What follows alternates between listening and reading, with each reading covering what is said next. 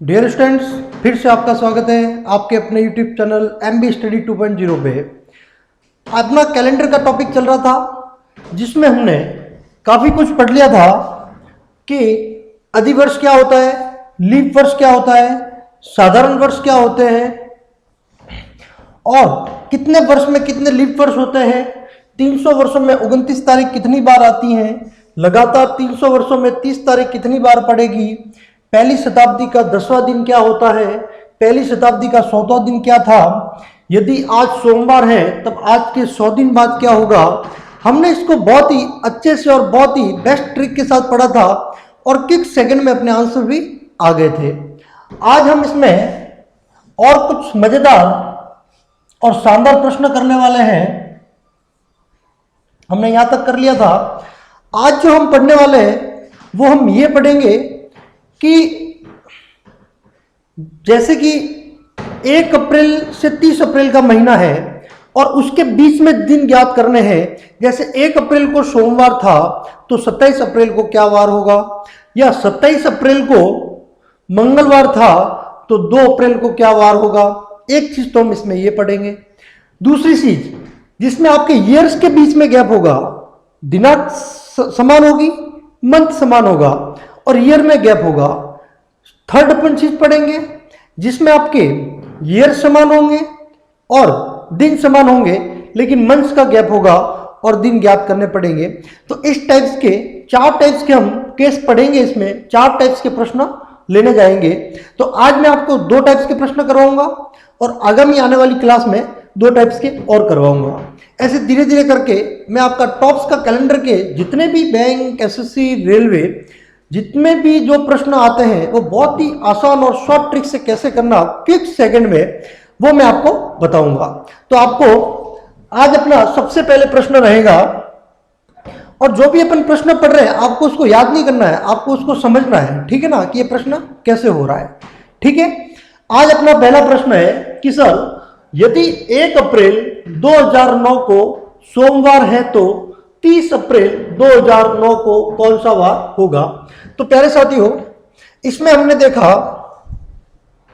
कि sir year तो समान है 2009, महीना भी समान है अप्रैल, और अप्रैल जो डिफरेंस है वो किस में आ रहा है, डेट में डिफरेंट आ रहा है। डेट कौन सी है आपकी, डेट है आपकी 1 अप्रैल, कौन सी है 1 अप्रैल से 30 अप्रैल, 1 अप्रैल से 30 अप्रैल। तो 1 अप्रैल को सोमवार है आपके, 1 अप्रैल को क्या है, सोमवार है। 1 अप्रैल को कौन सा वार है, सोमवार है। तो आपको ज्ञात करना है कि 30 अप्रैल को कौन सा वार होगा, 30 अप्रैल को कौन सा वार होगा। तो प्यारे साथियों, इसमें कुछ भी नहीं करना है, इसमें आपको कुछ भी नहीं करना है। 30 और 1 के बीच का गैप कितना है, 30 और 1 के बीच का गैप कितना है, 30 और 1 के बीच में गैप है 29 डेज का। कितना गैप है, 29 डेज का। तो इन 29 डेज में 7 दिन का भाग दे देंगे। जब 29 डेज में हम 7 दिन का भाग दे देंगे तो कितने दिन बन जाएंगे, एक विषम संख्या बच जाएगी, एक बच जाएगी। कितनी बच जाएगी, एक बच जाएगी। तो एक आपका क्या होगा, सोमवार है तो सोमवार में +1 कर देंगे तो आपका वार हो जाएगा मंगलवार।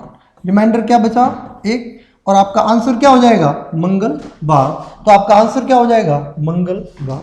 तो प्यारे साथी, आपको समझ में आ गया कि जो दिन दे रखे होते हैं उन डेज के बीच का अपने को गैप ज्ञात करना है और उसमें 7 दिन का भाग देना है। क्यों 7 दिन का भाग देना है, क्योंकि अपना जो सप्ताह होता है वो 7 दिन का होता है और उसके बाद में जो भी रिमाइंडर बचता है, जो भी शेषफल बचता है, उसमें अपने को अगर आगे की डेट पूछ रहा है तो अपने को प्लस करना है और अगर पीछे की डेट पूछ रहा है तो अपने को माइनस करना है। अगर आगे की डेट पूछता है कि भाई 1 अप्रैल 2023 को सोमवार था तो 30 अप्रैल 2023 को क्या होगा, तो अपने को आगे चलना है, आगे की पूछ रहा है तो हमेशा जो भी रिमाइंडर, जो भी शेषफल, जो भी विषम बचता है उसको क्या कर लेंगे, प्लस कर देंगे। और अगर पीछे की पूछता है कि भाई 30 अप्रैल को सोमवार था तो 1 अप्रैल को क्या होगा, तो जो भी शेषफल बचता है, जो भी रिमाइंडर बचता है उसको माइनस करेंगे। क्लियर हो गया यहां तक आपका? ये क्लियर हो गया कैसे हुआ? 1 अप्रैल 2009 को सोमवार है तो 30 अप्रैल 2009 को कौन सा वार होगा, तो जो डेज दे रखे हैं उनके बीच का गैप निकाल दो, उसमें 7 का भाग दे दो, जो भी रिमाइंडर शेषफल बचता है उसके अकॉर्डिंग आगे या पीछे चलना है आपको। क्लियर हो गया यहां तक? चलिए नेक्स्ट प्रश्न क्या है आपका? नेक्स्ट प्रश्न है आपका, यदि 10 जनवरी 2010 को सोमवार है तो 22 जनवरी 2010 को कौन सा वार होगा? इसमें भी यही है, देखिए 2010 और 2010, जनवरी और जनवरी मींस ईयर समान है और मंथ समान है, गैप किसका निकालना है, डेज का निकालना है। 10 जनवरी 2010 को सोमवार है, 10 जनवरी 2010 को सोमवार है, क्या वार है, सोमवार है, तो 22 जनवरी 2010 को कौन सा वार होगा? 22 जनवरी 2010 को कौन सा वार होगा? तो इसमें प्यारे साथियों हमको कुछ भी नहीं करना है, 10 और 22 के बीच का गैप निकालना है। कितने दिन बच गए? 12 दिन बच गए। कितने दिन बच गए? 12 दिन बच गए। और 12 में हम क्या कर देंगे, 7 का भाग देंगे, तो क्या बच गए, 5 दिन बच गए। विषम संख्या रिमाइंडर क्या बच गया, 5 बच गया। तो ये क्या कह रहा है, 10 जनवरी 2010 को सोमवार है तो 22 जनवरी 2010 को क्या होगा, मतलब आगे चलना है तो 5 डेज आगे चलेंगे सोमवार से। किससे? सोमवार से। तो सोमवार से हम 5 डेज आगे चलते हैं, मंडे से 5 डेज आगे चलो आप,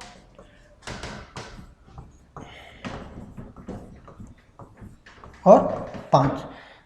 मंडे से आपका क्या हो गया, ट्यूसडे, वेडनेसडे, थर्सडे, फ्राइडे और सैटरडे। तो आपका आंसर क्या हो गया, सैटरडे, शनिवार आपका आंसर हो गया। अब आप कहोगे सर 5 दिन आगे क्यों चले? क्योंकि जो इन दोनों मंथ के डेज के बीच में जो गैप था उन गैप को निकाला। गैप क्या आ गया, 12 का, 12 में 7 का भाग दिया, और जो शेषफल बचा था, शेषफल क्या बचा अपना, 5 बचा। तो 10 जनवरी 2010 को सोमवार था तो 22 जनवरी को क्या हो जाएगा, सोमवार से 5 डेज आगे चल जाएंगे तो क्या आ जाएगा, शनिवार आ जाएगा। तो आपका आंसर क्या हो गया, शनिवार आपका आंसर हो जाएगा। ठीक है प्यारे साथियों, एकदम परफेक्ट आपको समझ में आ रहा होगा, मैं आशा कर रहा हूं। और जो भी अपन रीजनिंग की जो पढ़ रहे हैं आज तक, बच्चे जो कह रहे हैं सर बहुत ही टफ है, डिफिकल्ट है, एग्जाम में तो सर हमारा दिमाग खराब हो जाता है रीजनिंग की वजह से, बहुत समय भी चला जाता है, वो सब दिक्कतें अब खत्म है। ठीक है, आप कंटिन्यू क्लास में बने रहिए, जितनी भी मेरी क्लासेज आती है उसमें से आपके प्रश्न बनने वाले हैं। हाँ, डिजिट चेंज आपकी हो सकती है लेकिन प्रश्न इससे बाहर नहीं जाने वाले हैं। और ये ट्रिक्स आप लगाओगे तो रीजनिंग का जो पेपर है आपका सबसे पहले सॉल्व करोगे। किसका, रीजनिंग का आप सबसे पहले सॉल्व करोगे। ठीक है, तो ये प्रश्न जब भी आपको एग्जाम में जो आपका टाइम वेस्ट हो रहा है जो रीजनिंग में, आज के बाद से आपका टाइम वेस्ट नहीं होगा। ठीक है, ये मेरा वादा है। देखिए ये प्रश्न आप देखिए, प्रश्न क्या कह रहा है, यदि 28 फरवरी को मंगलवार है तो 1 फरवरी को कौन सा वार होगा। 28 फरवरी को मंगलवार है तो 1 फरवरी को कौन सा वार होगा। तो देखिए इसमें क्या चलना है, बीजे चलना है, क्योंकि 28 फरवरी को मंगलवार है, ये इसमें दे रखा है। 28 फरवरी को क्या दे रखा है, मंगलवार है। 28 फेब को क्या है, मंगलवार है। 28 फरवरी को क्या है, मंगलवार है। और 1 फरवरी का अपने को ज्ञात करना है, मतलब पीछे चलना है अपने को, 1 फरवरी का ज्ञात करना है। 28 तारीख को सोमवार है तो पीछे 1 तारीख में चलना है। 28 और 1 के बीच में गैप कितना हो गया, 27 का गैप हो गया। कितना, 27 का 7 का भाग दो, 7 3 21, 22 23 24 25 26 और 27, 6 डेज। रिमाइंडर क्या बच गया आपका, 6 डेज बच गया। तो 6 डेज, मंगलवार से -6 डेज करना है, मंगलवार से पीछे 6 डेज चलना है। तो यहां पे आपका मंगल हो गया, तो मंगलवार से आप चलिए सोमवार, रविवार, शनिवार, शुक्रवार 2 3 4, शुक्र से आपका क्या हो जाएगा गुरुवार, और ये आपका 6 हो गया बुधवार। तो आपका आंसर क्या हो जाएगा, बुधवार आपका आंसर हो जाएगा। बुधवार क्या हो जाएगा आपका आंसर हो जाएगा। वेडनेसडे आंसर क्या हो गया आपका, वेडनेसडे आपका आंसर हो गया।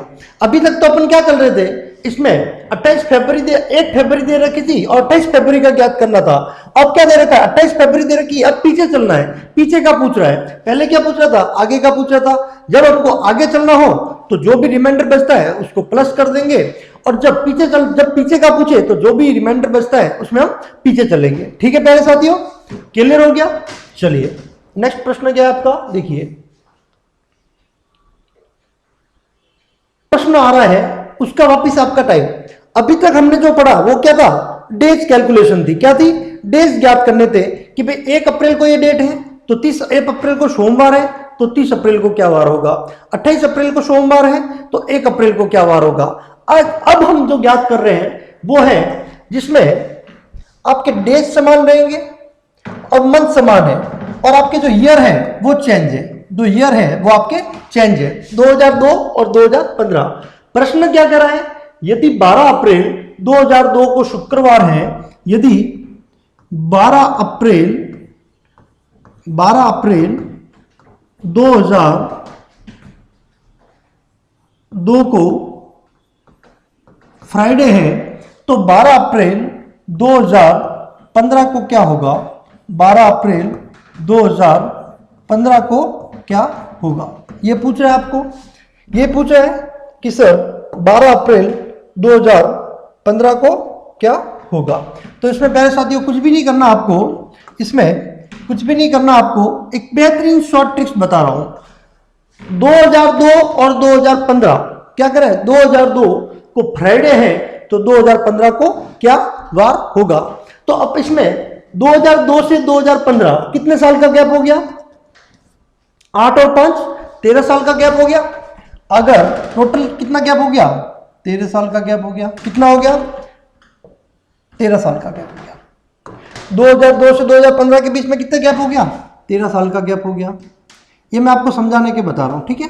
इसमें हम देखेंगे, इसमें क्या देखना है अपने को कि सर 2002 से 2015 के बीच में लीप वर्ष कितने हैं और साधारण वर्ष कितने हैं। तो 2002 से 2002 है नहीं आपका, 2003 नहीं है, 2004 है। कौन सा है, 2004 है आपका। कौन सा, फिर हर 4 साल के बाद आ जाए, फिर 8 है आपका, फिर 12 है। मतलब 2002 से 2015 के बीच में 3 तो आपके लीप ईयर्स हो जाएंगे। कितने, 3 तो आपके क्या हो जाएंगे, लीप ईयर्स हो जाएंगे। और बाकी जो 13 में से 3 गए तो कितने बचे, 10 आपके क्या हो गए, साधारण वर्ष हो गए। 10 आपके क्या हो गए, साधारण वर्ष हो गए, और 3 आपके क्या हो गए, लीप वर्ष हो गए। कितने, 3 आपके क्या हो गए, लीप वर्ष हो गए। अब आपको क्या करना है कि जो लीप वर्ष होते हैं इसमें 2 का मल्टीप्लाई करना है। जो 3 है इसको मैं 2 से मल्टीप्लाई कर देता हूं तो कितने हो गए, 6, और साधारण कितने थे आपके, 10 साधारण वर्ष थे। इन दोनों को जोड़ दूं तो कितने हो गए, 16। कितने हो गए, 16। तो अब आपको कुछ भी नहीं करना है, इसमें 7 का भाग देना है। इस 16 में क्या करेंगे, 7 का भाग देंगे तो रिमाइंडर कितना बच गया, 2 बच गया। शेषफल कितना बचा आपका, 2 बचा। तो अब आपका फ्राइडे था तो फ्राइडे से प्लस 2 कर दो आप, फ्राइडे प्लस 2 कर दो तो फ्राइडे से सैटरडे और सैटरडे से संडे, तो आपका आंसर क्या हो जाएगा, संडे आपका आंसर हो जाएगा। संडे आपका आंसर हो जाएगा, संडे आपका आंसर हो जाएगा। क्या किया हमने, कुछ भी नहीं किया। जितने ईयर्स का गैप था वो गैप निकाला, और इस गैप में साधारण वर्ष कितने हैं और लीप वर्ष कितने हैं। साधारण वर्ष देखा तो 10 थे और लीप वर्ष अपने 3 थे, तो 3 जो लीप वर्ष है उसमें 2 का भाग दिया। अब आप कह रहे हो सर कि ये तो थोड़ा टफ लग रहा है हमको, टफ लग रहा है आपको, कोई बात नहीं। अब इसमें और एक और ट्रिक्स आप देखिए। अगर आप ऐसा नहीं करना चाहते इसको तो आप ऐसे कर सकते हो। आप क्या करो, 2000 और 2015 के बीच में टोटल कितने ईयर्स है, 13 ईयर्स है। कितने, टोटल 13 वर्ष है। कितने वर्ष है, टोटल 13 वर्ष है। प्लस 2002 से 2015 के बीच में कितने लीप वर्ष हो गए? 2002 नहीं है, 2003 नहीं है, 2004 लीप वर्ष है। हर 4 साल के बाद लीप वर्ष आता है, तो 2004, 2008 और 2012 कितने लीप वर्ष हो गए? 3 लीप वर्ष हो गए। तो 13 प्लस 3 कर दो आप, क्या कर दो? 13 प्लस 3 कितने हो गए? 16, और 16 में 7 का भाग दे दो, 7 दूनी 14, और कितने बच गए रिमाइंडर? 2 रिमाइंडर बच गए। कितने रिमाइंडर बच गए? 2 रिमाइंडर बच गए। तो 12 अप्रैल 2002 को फ्राइडे था, तो फ्राइडे में प्लस 2 कर दिया, तो क्या आ गया आपका? संडे। क्या आ गया आपका? संडे। आपके पास 2 ट्रिक्स बताई मैंने, या तो आप इसको ऐसे करो, या फिर सबसे शानदार और सबसे बेस्ट शॉर्ट ट्रिक है, आप इसको इस तरीके से करिए, ये इस तरीके से करिए आप। ये थोड़ी आपके लिए इजी रहेगी। ये क्या रहेगी? आपके लिए थोड़ी इजी रहेगी। क्यों? कि जितने वर्षों का गैप है उनको आपको जोड़ना है, और इन वर्षों के बीच में जितने लीप वर्ष आते हैं उनको प्लस करना है, और जो भी रिमाइंडर बचता है उसमें आपको आगे या पीछे चलना है। अब जो नई आज ही क्लास देख रहे हैं मेरी, उनसे मेरी एक राय है कि आप जब तक पीछे वाली मेरी क्लास नहीं पढ़ोगे तब तक आपको समझ में नहीं आएगा कि सिर्फ रिमाइंडर क्या बच रहा है, ये शेषफल क्या हो रहा है, ये भाग कैसे जा रहे हैं, ये 7 कहां से आ रहे हैं। ये सब आपको देखने के लिए आपको मेरी पीछे वाली क्लास देखनी पड़ेगी। ठीक है, चलिए नेक्स्ट क्लास। यदि 10 जनवरी जो कहते हैं ना कि भाई रीजनिंग बहुत ही टफ सब्जेक्ट है, जिसमें हमको समझ में बहुत कम आता है, और समझ में आ भी जाता है तो सर हम भूल जाते हैं। तो उन सभी समस्याओं के लिए मैं आपके लिए शॉर्ट और बेहतरीन ट्रिक्स के साथ मैं आपकी रीजनिंग लेके आया हूं। आप उसको देखिए। ये प्रश्न देखिए, यदि 10 जनवरी 1997 को शुक्रवार है, तो 10 जनवरी 1999 को कौन सा वार होगा? तो बेहतरीन प्रश्न है। आप देखिए क्या कह रहा है, 10 जनवरी। जो स्टूडेंट्स कह रहे थे ना कि रीजनिंग में हमारे सर मार्क्स कट जाते हैं और रीजनिंग की वजह से हम फेल हो जाते हैं, तो मैं आज आपसे एक ही बात कहूंगा कि जितनी भी मेरी क्लासेस है वो आप एक बार कंप्लीट देखिए, आपको पता चल जाएगा कि रीजनिंग कितना आसान और कितना अच्छा सब्जेक्ट है, जो आपको 100 मार्क्स में से 100 मार्क्स लाके दे सकता है। तो इसी प्रश्नों को देखिए, यदि 10 जनवरी 1997 को 10 जनवरी 1997 को फ्राइडे है, तो 10 जनवरी 1999 को कौन सा वार होगा? बहुत ही इजी प्रश्न है। यदि 10 जनवरी 1997 को शुक्रवार था, तो 10 जनवरी 1999 को कौन सा वार होगा? तो प्यारे साथियों, आपको कुछ भी नहीं करना है, जो ईयर्स का गैप है वो आपको निकालना है। तो ईयर्स का गैप कितना हो गया? 97 से 98 और 99, 2 साल का गैप है। कितना? 2 ईयर्स का गैप है। तो आपको 10 जनवरी 1997 को फ्राइडे था, तो फ्राइडे से +2 चल जाइए आप, तो फ्राइडे +2 सैटरडे और संडे, तो आपका आंसर हो जाएगा संडे। आपका आंसर क्या हो जाएगा? संडे आपका आंसर हो जाएगा। क्या हो जाएगा आपका आंसर? संडे आपका आंसर हो जाएगा। क्या आंसर हो जाएगा? संडे आपका आंसर हो जाएगा। 1 सेकंड में अपना आंसर आ गया, संडे आपका आंसर हो जाएगा, रविवार। प्रश्न क्या था? 10 जनवरी 1997 को शुक्रवार था, तो 10 जनवरी 1999 को कौन सा वार होगा? तो कुछ भी नहीं करना था, जो ईयर्स दे रखा है उनका डिफरेंस निकालना था, और जो भी बचता था उसको प्लस माइनस करना था। फ्राइडे था तो प्लस आगे चल रहे हैं, तो फ्राइडे +2, फ्राइडे, सैटरडे और संडे, तो आपका आंसर आ गया संडे। 2 आगे चले तो क्या आंसर आ गया? संडे। ये आपका आंसर था। आपको अच्छी लगी है तो लाइक और शेयर जरूर करना। ठीक है, चलिए ये देखिए प्रश्न क्या कह रहा है, यदि 15 फरवरी 2009 को बुधवार था, तो 15 फरवरी 2001 को कौन सा वार होगा? प्रश्न कह रहा है 15 फरवरी 2009 को 15, बहुत ही आसान और बहुत ही इजी ट्रिक से मैं आपको बता रहा हूं। प्रश्न कह रहा है 15 फरवरी 2009 को बुधवार था, 15 फरवरी 2009 को बुधवार था, तो 15 फरवरी 2001 को कौन सा वार होगा? 15 फरवरी 2001 को कौन सा वार होगा? तो अपने को इसमें कुछ भी नहीं करना है, अपने को अपने ये देखना है कि 1 और 9 के बीच में कितना गैप हो गया, 8 साल। कितने का गैप हो गया, 8 साल का गैप हो गया। फिर हम देखेंगे कि सर 2001 से 2009 के बीच में कितने लीप वर्ष आ गए। 2001 आपका लीप वर्ष नहीं है, 2002 नहीं है, 2003 नहीं है, एक है 2004। कौन सा है, 2004। फिर 4 साल के बाद आएगा, फिर आपका क्या हो गया, 2008। इसका मतलब कितने लीप वर्ष हो गए, 2 लीप वर्ष हो गए। 8 और 2 कितने हो गए आपके, 10। अब इस 10 में आप 7 का भाग दे दोगे, इस 10 में 7 का भाग दिया तो 3 रिमाइंडर बचा, 3 रिमाइंडर बचा। जितने जो रिमाइंडर बचा है वो आपका आंसर होगा। कैसे आंसर होगा, 2009 को बुधवार था तो 2001 का पूछ रहा है। किसका पूछ रहा है, पीछे का पूछ रहा है, आगे का नहीं पूछ रहा है। किसका पूछ रहा है, पीछे का। 2009 को तो बुधवार था, लेकिन आपको क्या बताना है, 2001 का वार बताना है। तो आपको बुधवार -2 हो जाएगा, तो बुधवार से 2 चलेंगे तो आपका क्या हो गया, मंगलवार और सोमवार। मंगलवार और सोमवार, तो आपका आंसर क्या हो जाएगा, सोमवार आपका आंसर हो जाएगा। सोमवार, D is option is right answer. D option is right answer. Clear हो गया विद्यार्थियों। आगे चलना है तो प्लस करेंगे जो रिमाइंडर बचता है, पीछे चलना है तो जो रिमाइंडर बचता है वो पीछे चलेंगे। ठीक है, यहां तक क्लियर हो गया। नेक्स्ट प्रश्न देखिए।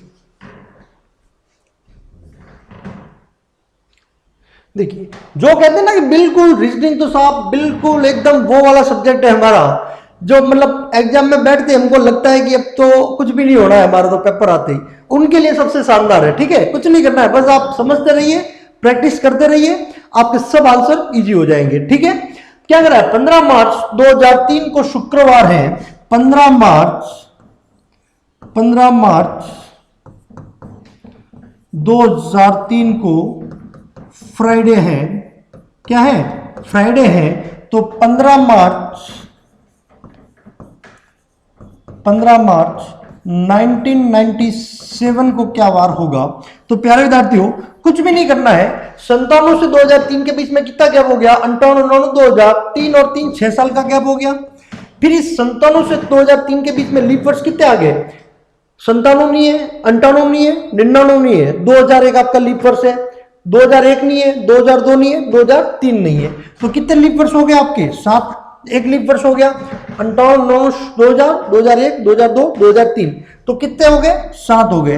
अब अगर 7 में 7 का भाग देंगे तो क्या बचा आपका, 0। क्या बचा, 0। तो मतलब 2003 को फ्राइडे था, तो 15 मार्च 1997 को भी क्या होगा आपका, शुक्रवार होगा। कौन सा वार होगा, कौन सा वार होगा, शुक्रवार होगा आपका। दोस्तों एक बार है ना, उतार दिया, चलो ठीक है। चलिए, क्लियर विद्यार्थियों। एक अब लास्ट सवाल मैं आपको इसमें और बताता हूं। प्रश्न है आपका, यदि 25 अगस्त 1995 को शनिवार है, यदि 25 अगस्त 1995 को आपका सैटरडे है, तो 25 अगस्त 2005 को कौन सा वार होगा। तो आपको कुछ भी नहीं करना है, इनके बीच का गैप निकालना है। तो कितने साल हो गए, 10 साल हो गए। फिर 1995 से 2005 के बीच में लीप वर्ष कितने होंगे, 95 आपका लीप वर्ष होगा नहीं, 96 आपका लीप वर्ष होगा, आपका 2000 लीप वर्ष हो गया। देखो, एक तो 96 आपका लीप वर्ष हो गया, एक आपका हो जाएगा। फिर 4 साल बाद 2000 आपका लीप वर्ष हो गया, फिर आपका 2004 एक लीप वर्ष हो गया। तो टोटल कितने लीप वर्ष हो गए आपके, 3 लीप वर्ष हो गए। कितने, 3 लीप वर्ष हो गए। तो 10 और 3 कितने हो गए आपके, 13। 13 में 7 का भाग दे दीजिए, 6 बचे रिमाइंडर। तो सैटरडे से आगे चलना है, सैटरडे से 6 आगे चलेंगे। Saturday, Sunday, Monday, Tuesday, Wednesday, Thursday और फ्राइडे। तो आपका आंसर क्या हो जाएगा, फ्राइडे आपका आंसर हो जाएगा। कौन सा, फ्राइडे आपका आंसर हो जाएगा। सैटरडे पर प्लस 6 चलेंगे तो शुक्रवार आपका आंसर हो जाएगा। तो डियर स्टूडेंट्स, मैं आशा करता हूं आपको बहुत ही अच्छी क्लास लगी होगी और सब कुछ समझ में आया होगा। नेक्स्ट अपन इसी टॉपिक्स के प्रश्न जो एसएससी बैंक में आपके हर बार पूछे जाते हैं, एसएससी में तो 99% आपके पूछे ही जाते हैं। पुलिस कांस्टेबल का एग्जाम ले लीजिए आप, या चाहे अभी जो सीईटी अपना हुआ है राजस्थान का सबसे बड़ा एग्जाम, इसमें इस टाइप्स के आप भले पुराने पेपर उठा के देख लेना, आपको 101% प्रश्न मिलेंगे। और मैं जो आपको जो ट्रिक से बता रहा हूं वो आपको किक सेकंड में आप प्रश्न कर लेंगे। आपको अच्छा लग रहा है तो लाइक और सब्सक्राइब करना, और मैं ऐसे आपको ढेर सारा आपके प्रश्न लेके आऊंगा और आपको सॉल्व करवाऊंगा। ठीक है, थैंक यू सो मच।